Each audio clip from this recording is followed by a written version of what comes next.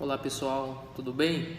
Meu nome é Rafael, trabalho com contabilidade de salão de beleza de acordo com a Lei 13.352 de 2016. O intuito desse vídeo é tirar algumas dúvidas aí que eu tenho visto aí que bastante gente tem. As pessoas não entendem muito da lei e apanham bastante, né? Então a ideia é esclarecer alguma coisa nesse sentido. Vamos lá. A Lei 13.352 ela é de 2016, foi sancionada em 2016, outubro de 2016. Então, a partir daí começou a valer. Uma pergunta que já me fizeram várias vezes: a lei serve para qualquer porte de salão? Sim, para qualquer porte de salão, desde a portinha com 2 colaboradores até aquela lá com 100 colaboradores. Não tem limite, tá? Desde que haja mais de um, para que caracterize a parceria, não tem limite, tá bom? Então, salão de beleza, maltaria, barbearia, clínica, tudo que está na lei, tá? Abrange tudo isso aí. Segundo, devo contratar um advogado para a celebração dos contratos de parceria? Na verdade, essa é uma pergunta muito comum.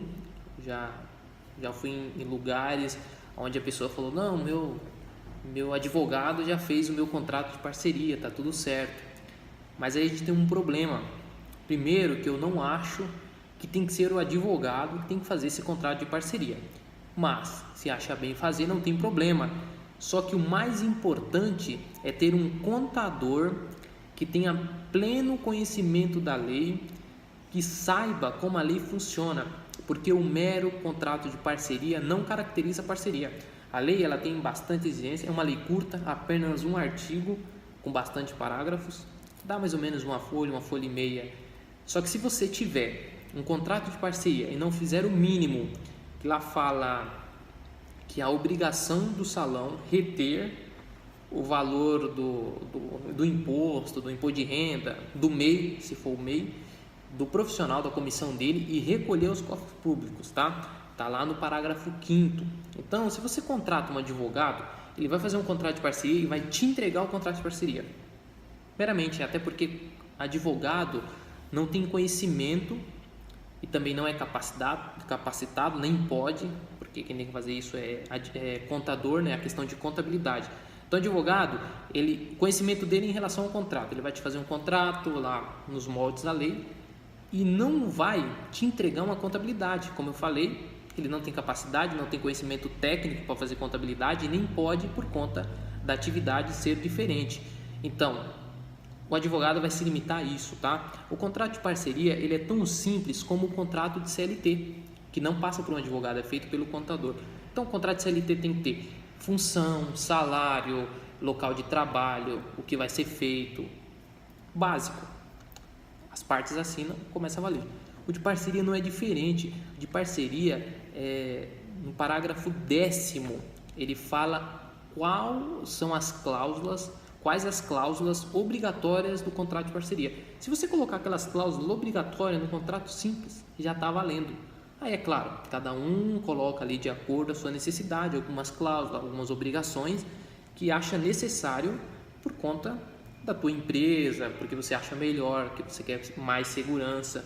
Só que isso daí pode ser feito por um contador, tá bom? Não precisa ser um advogado, mas se achar por bem, pode fazer com advogado. Melhor ainda.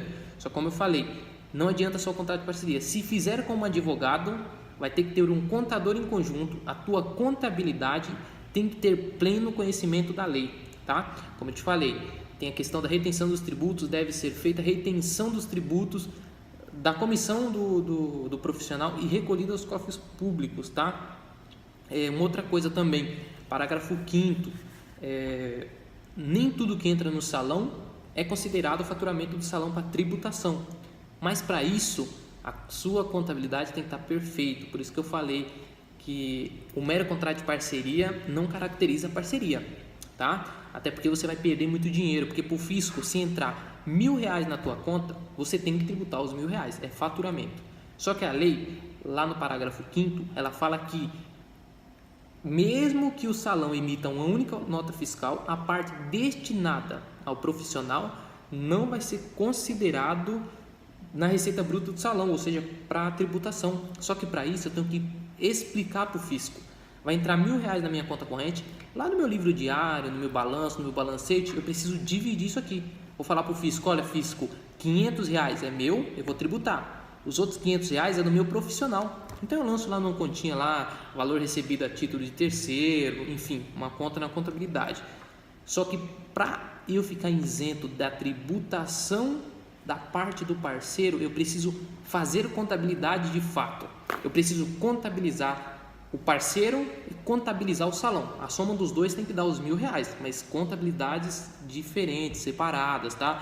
Então tem muita gente que faz o contrato de parceria, a contabilidade nem sabe da lei, nem está praticando o que está na lei e acaba, o cliente não fala para a contabilidade ou a contabilidade, enfim, não tem realmente conhecimento sobre isso e acaba não contabilizando. Contabiliza o valor integral, o cliente paga tributo integral. Tá? Então procura um contador que tenha conhecimento em salão parceiro, tá? Muito mais importante do que o advogado, como eu falei. O advogado simplesmente vai fazer o contrato. O contador pode fazer o contrato e vai fazer a contabilidade de acordo com a lei, tá? Isso daí vai te garantir segurança, validade do contrato e redução de tributo, que é o mais importante, tá?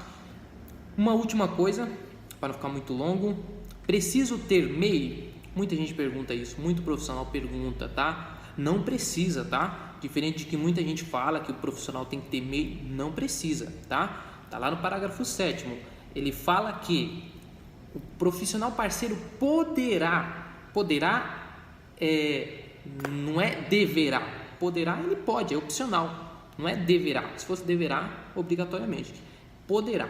Só que assim, se ele for pessoa física, na comissão dele a gente vai ter que tributar imposto de renda, 11% de INSS, e se o salão não for optante pelo lucro presumido, ainda tem que pagar INSS parte empregador.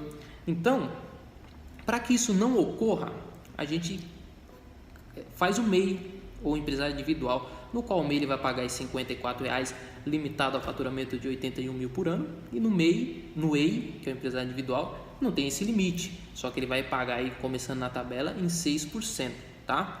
Então é muito mais vantajoso, por isso que a gente abre MEI de todo mundo, aconselha todo mundo a abrir MEI para ele não ter que pagar INSS e imposto de renda sobre isso, tá bom? E sobre os 81 mil do MEI, ele paga apenas R$54 de tributo, tá? Não tem nada a ver com imposto de renda, imposto de renda é outra história e ele é só isento a 32% dos 81, que dá 25.920, tá? Então a diferença disso tem que ser tributado no imposto de renda, tá? A limitação é 32%, desde que ele pode ter a isenção total, desde que ele tenha a contabilidade escriturada e que o lucro seja evidenciado, tá? Por isso que a gente também contabiliza, faz a contabilidade do MEI para garantir que ele não vai pagar imposto de renda.